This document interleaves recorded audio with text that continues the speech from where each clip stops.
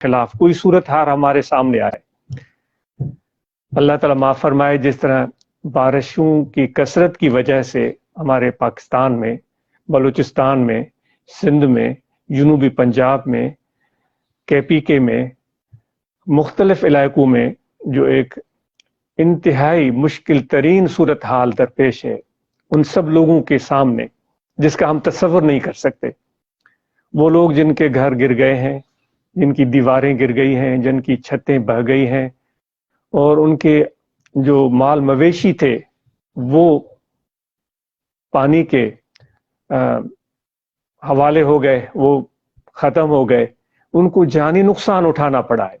یہ ایسی صورتحال پیدا ہو گئی جو کہ ان کے تصور میں بھی نہیں تھی۔ اب لوگ کہہ رہے ہیں کہ جو 80 سال کی عمر کے ہیں، 90 سال کی عمر کے ہیں، ہمارے گاؤں میں بھی ہیں، ہمارے دوست ہیں محمد سلیمان بروہی جس کی 90 سے بھی زیادہ عمر ہوگی، وہ شروع سے ہی ہمارے حضرت کے ساتھ درگاہ شریف پر، رادھن میں، پھر کنڈیاروں میں وہ قیام پذیر رہے ہیں۔ اب بھی 90 سے بھی اوپر، شاید 100 کے قریب ہو، لیکن اتنے متحرک ہوتے ہیں کہ وہ چلتے رہتے ہیں، ان کو دیکھ کر حیرت ہوتی ہے۔ تو ان کے حوالے سے کل مجھے دوست بتا رہے تھے، وہ کہہ رہا تھا کہ ہم نے اپنی زندگی میں اس طرح کی بارشیں نہیں دیکھی۔ تو بڑی مشکل میں ہے ہمارے وہ پاکستانی دوست۔ ہم دعاگو ہیں اللہ تعالیٰ ان کے ان مشکلات کو آسان کرے، اور ان کا جو نقصان ہوا ہے اس نقصان کی وجہ سے ہم دل سے درد محسوس کرتے ہیں، اور ان کو اللہ حوصلہ دے اور ہمت دے، اور حکومت وقت کو یہ توفیق ہو کہ ان کے لیے ایسے وسائل پیدا کرے۔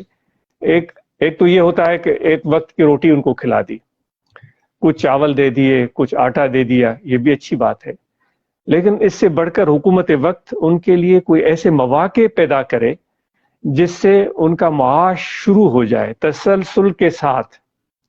یہ ایک ایسی چیز ہے جس کا ہمارے ملک میں فقدان ہے۔